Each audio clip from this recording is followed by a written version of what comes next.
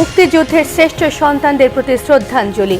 নির্বাচন প্রতিহতে সক্রিয় একটি শক্তি, বলেছেন তথ্য উপদেষ্টা। প্রধান উপদেষ্টার ভাষণ কিছুক্ষণের মধ্যে।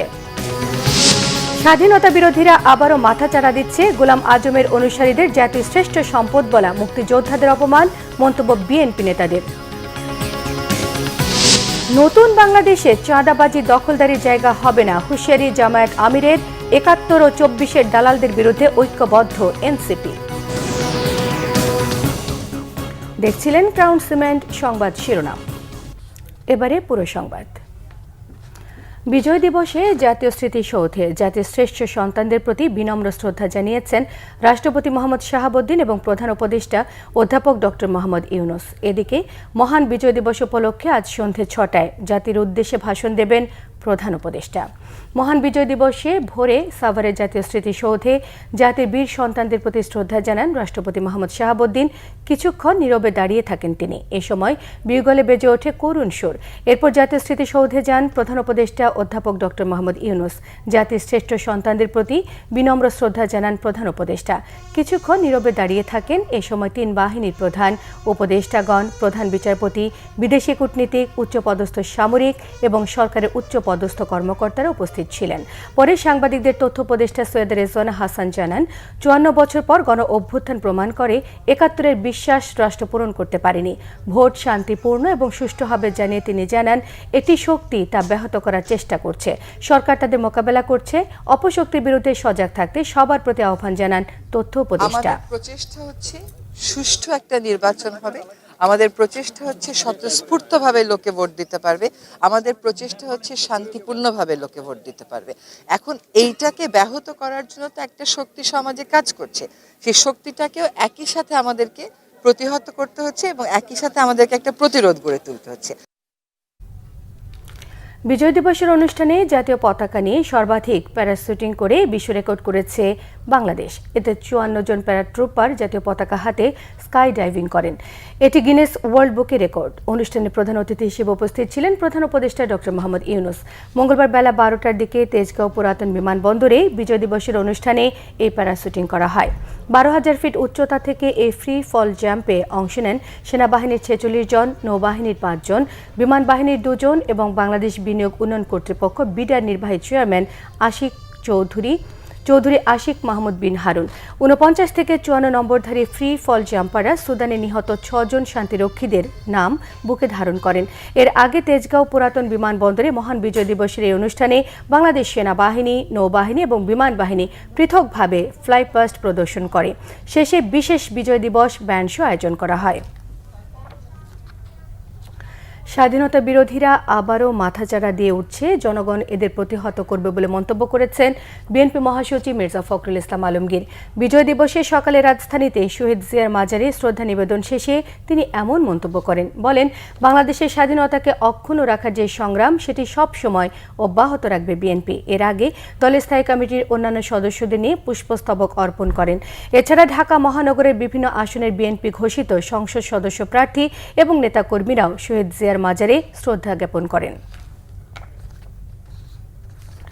গোলাম আজমের সাঙ্গপাঙ্গদের জাতির শ্রেষ্ঠ সম্পদ বলা হলে মুক্তিযোদ্ধাদের অপমান করা হয়, মন্তব্য করেছেন বিএনপি স্থায়ী কমিটির সদস্য মির্জা আব্বাস। সকালে জাতীয় স্মৃতিসৌধে শ্রদ্ধা নিবেদনের সময় তিনি এমন মন্তব্য করেন।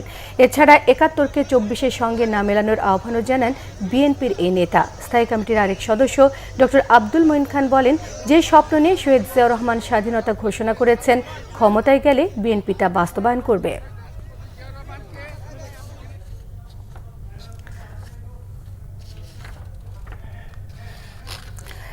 দর্শক, জাতির উদ্দেশ্যে ভাষণ দিচ্ছেন প্রধান উপদেষ্টা professor doctor Mohammad Yunus. BTV সৌজন্যে এখন তা সরাসরি প্রচার করা হচ্ছে। নারী পুরুষ, নবীন প্রবীণ, আপনাদের সকলের প্রতি আমার আন্তরিক সালাম ও শ্রদ্ধা। আসসালামু আলাইকুম। মহান বিজয় দিবস উপলক্ষে দেশে ও বিশ্বজুড়ে বসবাসরত সকল বাংলাদেশিকে জানাই বিজয়ের উষ্ণ শুভেচ্ছা। আজ বাংলাদেশের ইতিহাসের এক অবিস্মরণীয় গৌরবময় দিন। ১৯৭১ সালে ৯ মাসের রক্তক্ষয়ী মুক্তিযুদ্ধ শেষে এই দিনে আমরা পাই কাঙ্ক্ষিত বিজয়ের স্বাদ। অনেক ত্যাগ তিতিক্ষা আর লাখো শহীদের রক্তের বিনিময়ে পাই একটি স্বাধীন দেশ ও লাল সবুজের পতাকা। গভীর শ্রদ্ধার সঙ্গে স্মরণ করছি মহান মুক্তিযুদ্ধ সহ স্বাধীনতার জন্য যুগ যুগ ধরে লড়াই সংগ্রামে যারা আত্মত্যাগ করেছেন সেই সব বীর যোদ্ধা ও শহীদদের।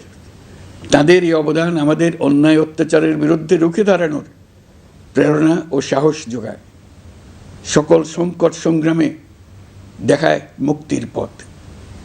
মুক্তিযুদ্ধে বিজয়ের মধ্য দিয়ে স্বাধীনতার যে নতুন সূর্য উদিত হয়েছিল, বিগত বছরগুলোতে তা স্বৈরাচার ও ফ্যাসিবাদে ম্লান হয়েছে।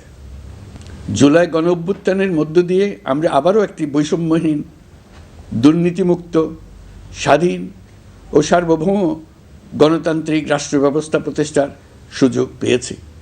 অন্তর্বর্তীকালীন সরকার একটি উন্নত ও সুশাসিত বাংলাদেশের শক্তিশালী ভিত গড়ে তুলতে যে বিস্তৃত সংস্কার কর্মসূচি গ্রহণ করেছে, দেশের আপামর জনগণের সম্মিলিত অংশগ্রহণের মধ্য দিয়ে আজ আমরা তার সফল পরিসমাপ্তির পথে এগিয়ে যাচ্ছি।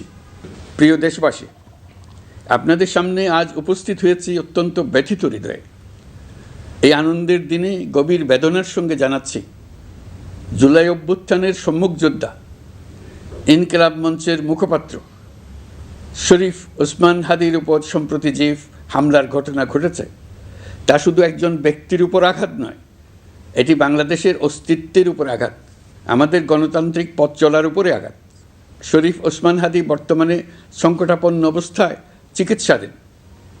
তার চিকিৎসা ও নিরাপত্তা নিশ্চিত করতে সরকার প্রয়োজনীয় সব ব্যবস্থা গ্রহণ করেছে। ইতিমধ্যে উন্নত চিকিৎসার জন্য তাকে সিঙ্গাপুরে পাঠানো হয়েছে। আপনারা তার জন্য মহান আল্লাহ তাআলার কাছে অন্তরের অন্তঃস্থল থেকে দোয়া করুন। সরকার এই ঘটনাকে অত্যন্ত গুরুত্বের সঙ্গে দেখছে। ঘটনার সঙ্গে জড়িতদের প্রাথমিকভাবে চিহ্নিত করা গেছে। আমি দেশবাসীকে আশ্বস্ত করতে চাই, যারা এই ষড়যন্ত্রে জড়িত তারা যেখানেই থাকুক না কেন, তাদের কাউকে ছাড় দেওয়া হবে না।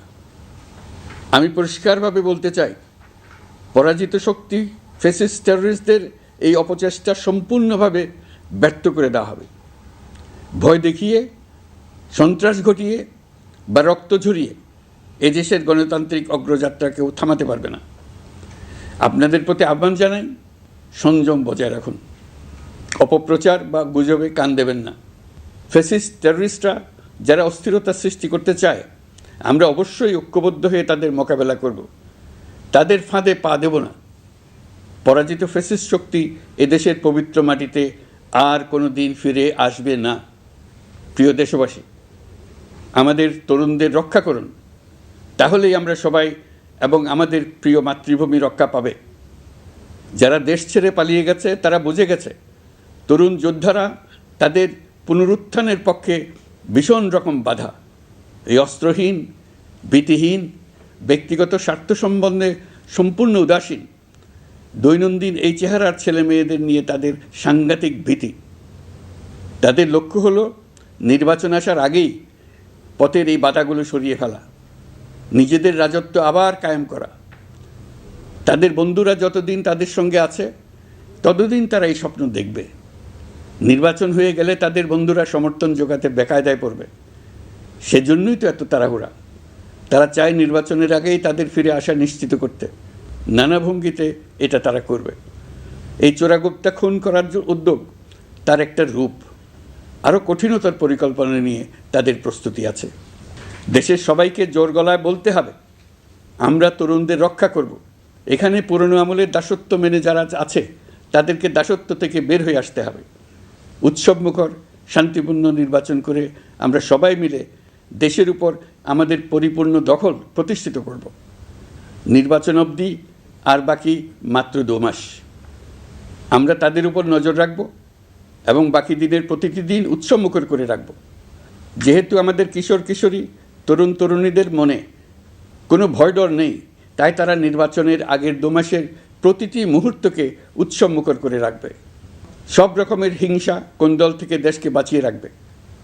প্রিয় দেশবাসী, আপনারা জানেন জাতীয় নেত্রী, দেশের 3 বারের সাবেক প্রধানমন্ত্রী, গণতান্ত্রিক রাজনীতির অন্যতম শীর্ষ ব্যক্তিত্ব এবং বিএনপি চেয়ারপারসন বেগম খালেদা জিয়া বর্তমানে অসুস্থ অবস্থায় হাসপাতালে আছেন। এই বিষয়টি আমাদের সকলের জন্যই উদ্বেগের বিষয়। অন্তর্বর্তীকালীন সরকার বেগম খালেদা জিয়ার অসুস্থতার বিষয়টি শুরু থেকেই সর্বোচ্চ গুরুত্ব দিয়ে আসছে।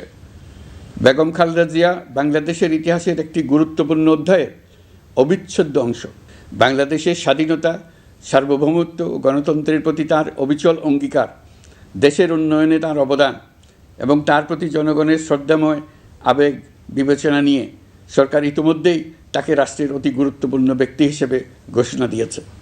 সরকারের পক্ষ থেকে তার চিকিৎসা নিশ্চিত করতে পরিবারের ইচ্ছাকে সম্মান দেখিয়ে প্রয়োজনীয় সব ধরনের সহযোগিতা দেওয়া হচ্ছে।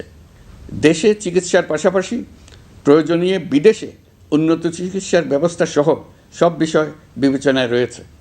প্রিয় দেশবাসী, দায়িত্ব গ্রহণের পর অন্তর্বর্তীকালীন সরকার 3টি বিষয়কে সর্বাধিক গুরুত্ব দিয়েছে: জুলাই আগস্ট হত্যাকাণ্ডের বিচার, একটি জবাবদিহিমূলক ও কার্যকর গণতান্ত্রিক ব্যবস্থায় উত্তরণের জন্য রাষ্ট্র কাঠামোর প্রয়োজনীয় মৌলিক সংস্কার এবং একটি সুষ্ঠু নির্বাচন। জুলাই গণঅভ্যুত্থানকালে তৎকালীন ফ্যাসিস্ট সরকারের নির্দেশে সংগঠিত হত্যাকাণ্ডের বিচার কাজ যথাযথ আইনি প্রক্রিয়ায় এগিয়ে চলছে। ইতিমধ্যে ট্রাইব্যুনাল কর্তৃক একটা মামলার রায় ঘোষিত হয়েছে। আন্তর্জাতিক অপরাধ ট্রাইব্যুনাল স্বাধীন ও স্বচ্ছ প্রমাণভিত্তিক বিচার প্রক্রিয়ার মাধ্যমে দেশের ছাত্র, শ্রমিক ও সাধারণ জনগণের উপর নির্বিচার হত্যাকাণ্ডের প্রধান নির্দেশদাতা হিসেবে পতিত ফ্যাসিস্ট সরকারের প্রধান শেখ হাসিনাকে মৃত্যুদণ্ড প্রদান করেছে। যথাযথ আইনি প্রক্রিয়া অংশ হিসেবে অভ্যুত্থানের পর পলাতক শেখ হাসিনা এবং এই মামলার সাজাপ্রাপ্ত অপর আসামি সাবেক স্বরাষ্ট্রমন্ত্রী আসাদুজ্জামান খানকে দেশে ফেরানোর জন্য সরকার আনুষ্ঠানিকভাবে ভারত সরকারকে অনুরোধ জানিয়েছে। প্রিয় দেশবাসী, ইতিমধ্যে বেশ কিছু প্রাতিষ্ঠানিক ও কাঠামোগত সংস্কার সম্পন্ন করা হয়েছে।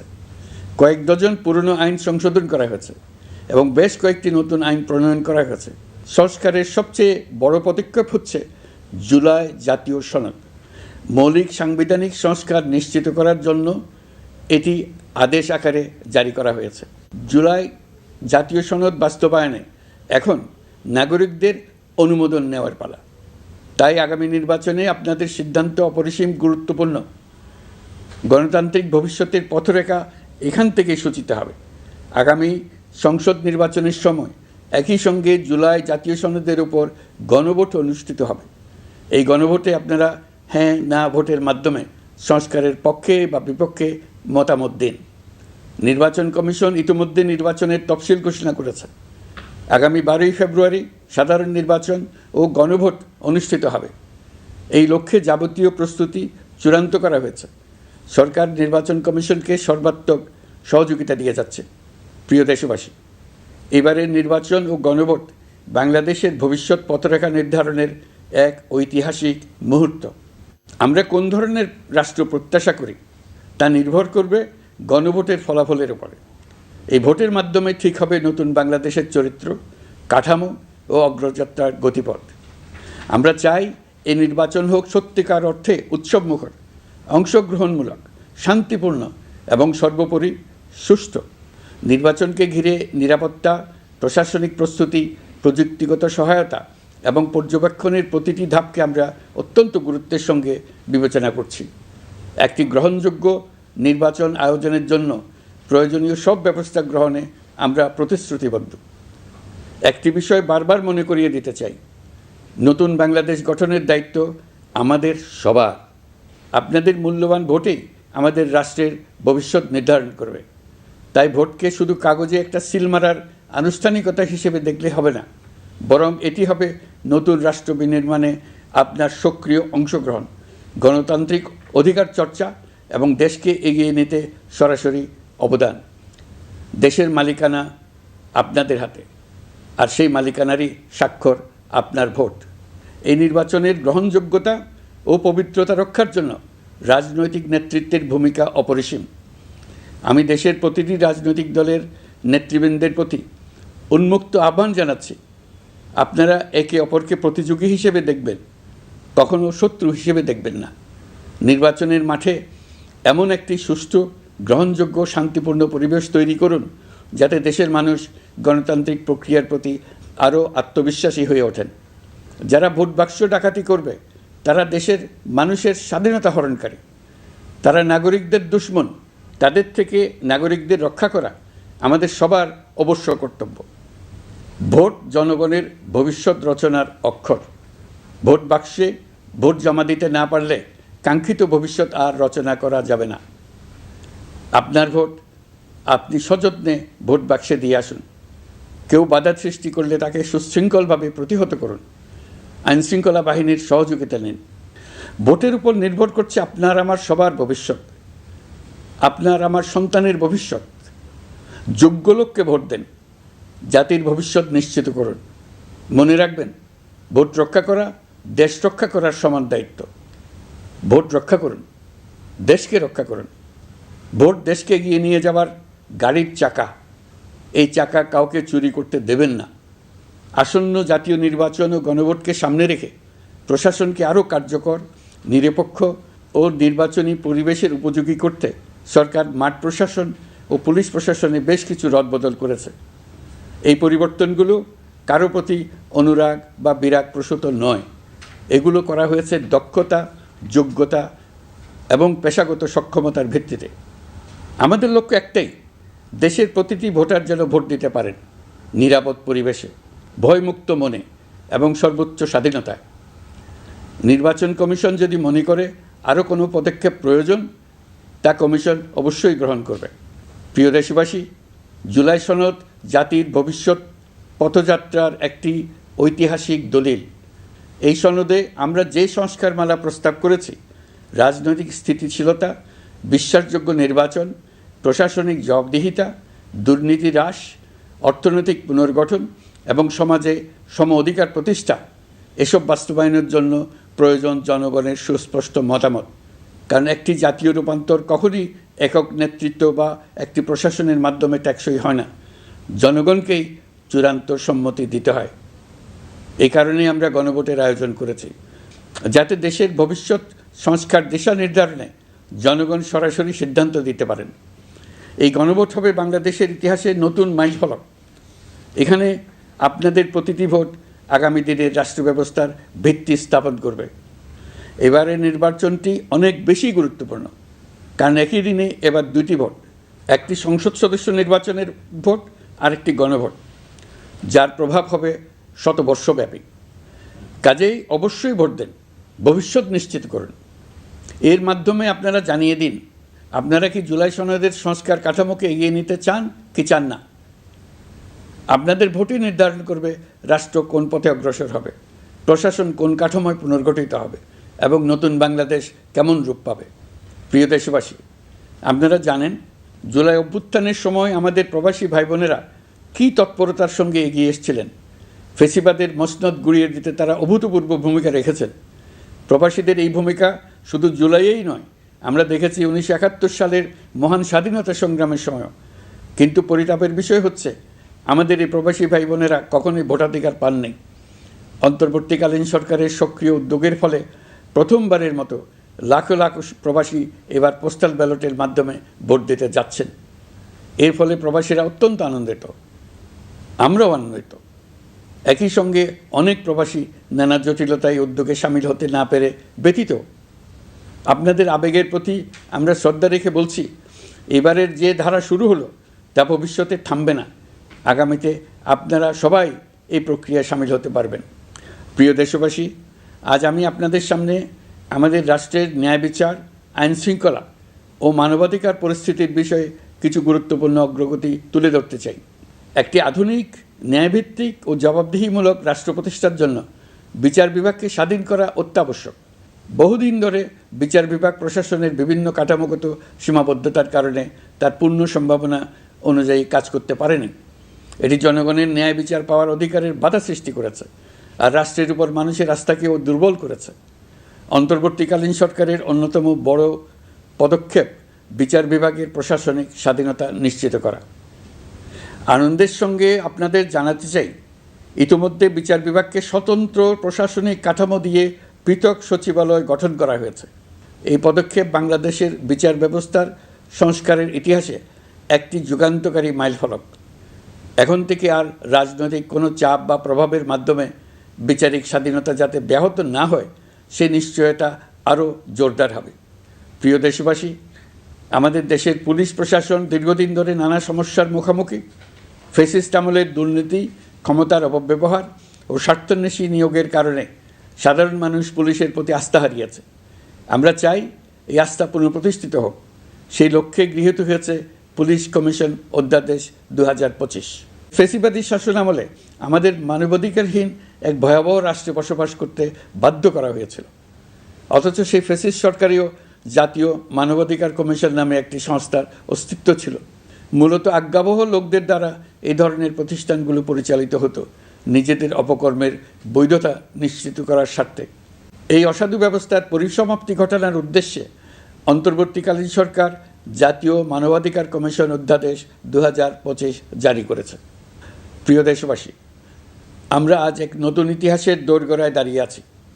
এই দেশ আমাদের, এই রাষ্ট্র আমাদের, এর ভবিষ্যৎও আমাদের হাতেই। এখন আমাদের ঐক্যবদ্ধ হয়ে সামনে এগিয়ে যাওয়ার পালা। আমরা এবারের বিজয় দিবসকে জাতীয় জীবনে নতুনভাবে ঐক্যবদ্ধ হওয়ার সুবর্ণ সুযোগ হিসেবে নিতে চাই। মহান মুক্তিযুদ্ধ ও জুলাই গণ অভ্যুত্থানের ঐতিহাসিক অনুপ্রেরণা ধারণ করে জনগণের ক্ষমতায়নের লক্ষ্যে এগিয়ে যাওয়া এবং গণতান্ত্রিক উত্তরণের পথে যেই নবযাত্রা সূচিত হয়েছে তা এগিয়ে নেওয়াই আমাদের সম্মিলিত দায়িত্ব।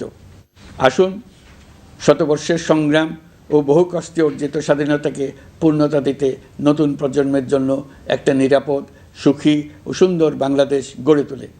ধর্ম, বর্ণ, গোষ্ঠী এবং লিঙ্গ পরিচয় নির্বিশেষে সবাই ঐক্যবদ্ধভাবে হাতে হাত রেখে এগিয়ে যাই শান্তি, সমৃদ্ধি ও গণতন্ত্রের পথে।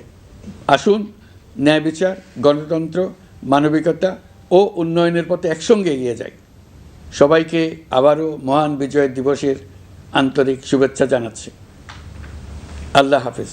দর্শক, জাতির উদ্দেশ্যে ভাষণ দিচ্ছিলেন প্রধান উপদেষ্টা প্রফেসর ডক্টর মোহাম্মদ ইউনূস। বিটিভির সৌজন্যে তার সরাসরি সম্প্রচার করা হলো। জামায়াতে ইসলামের আমির ডাক্তার শফিকুর রহমান বলেছেন, সোনার বাংলা করার কথা বলে আওয়ামী লীগ বারবার জনগণকে ধোঁকা দিয়েছে। নতুন বাংলাদেশের চাঁদাবাজি, দখলদারি, দুর্নীতির পুরনো রাজনীতির জায়গা হবে না বলেও তিনি মন্তব্য করেন। সোহরাওয়ার্দী উদ্যানে বিজয় দিবস উপলক্ষে যুব ম্যারাথনের উদ্বোধনী অনুষ্ঠানে জামায়াতের আমির এসব কথা জানান। গত 54 বছরে রাজনীতিবিদরা দেশকে কাঙ্ক্ষিত লক্ষ্যে নিতে পারেননি বলেও ক্ষোভ প্রকাশ করেন ডাক্তার শফিকুর রহমান। পরে জামায়াতের যুব শাখার আয়োজনে ম্যারাথনটি সোহরাওয়ার্দী উদ্যান থেকে শুরু হয়ে শাহবাগ, কাঁটাবন, মিরপুর রোড হয়ে মানিক মিয়া অ্যাভিনিউ গিয়ে শেষ হয়। জাতীয় নাগরিক পার্টির আহ্বায়ক নাহিদ ইসলাম জানিয়েছেন, 71 এবং 24-এর দালালদের বিরুদ্ধে ঐক্যবদ্ধ আছেন তারা। সকালে জাতীয় স্মৃতিসৌধে জাতির সূর্য সন্তানদের প্রতি শ্রদ্ধা নিবেদন শেষে এ তথ্য জানান তিনি।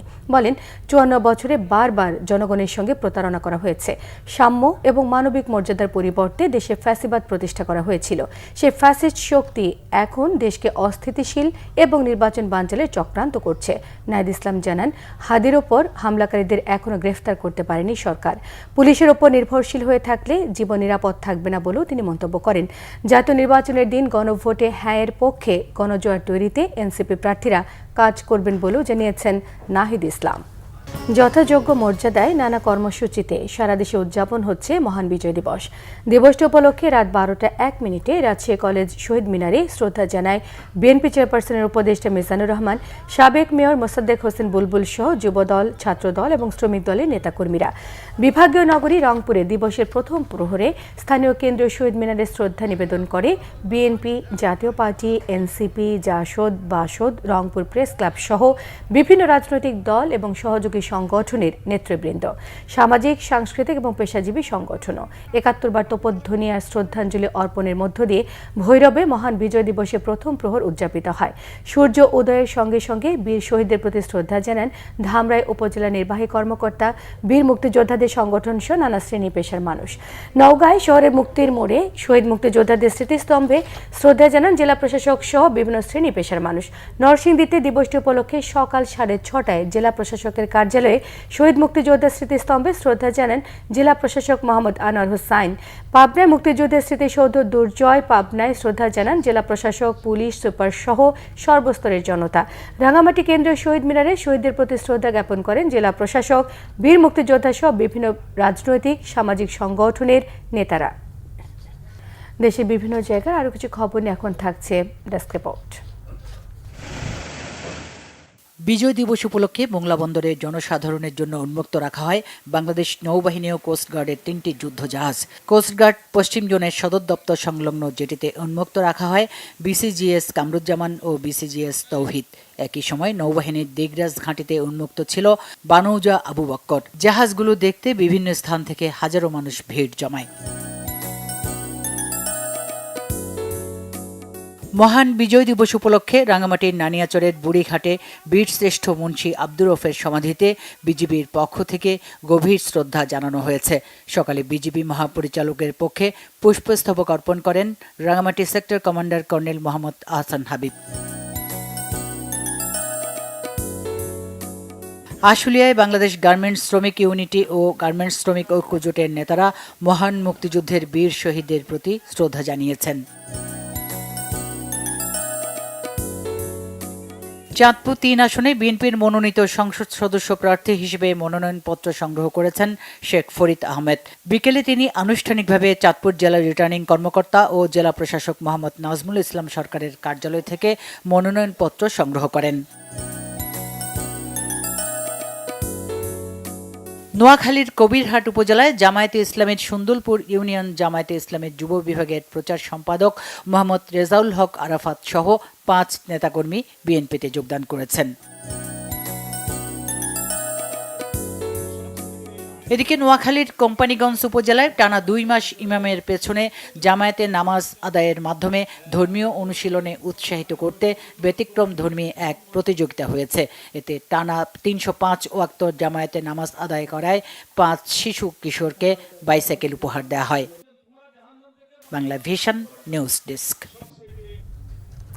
এই ছিল এখনকার মতো। পরে সংবাদ সন্ধ্যে 7:30টায় দেখার আমন্ত্রণ রইল। এছাড়া বাংলা ভিশন সংবাদ ও সংবাদ সংশ্লিষ্ট অনুষ্ঠান দেখতে ভিজিট করুন www.bbnews24.com, facebook.com/banglavishnnews, সাবস্ক্রাইব করুন youtube.com/banglavishnnews। এর সঙ্গে থাকায় ধন্যবাদ।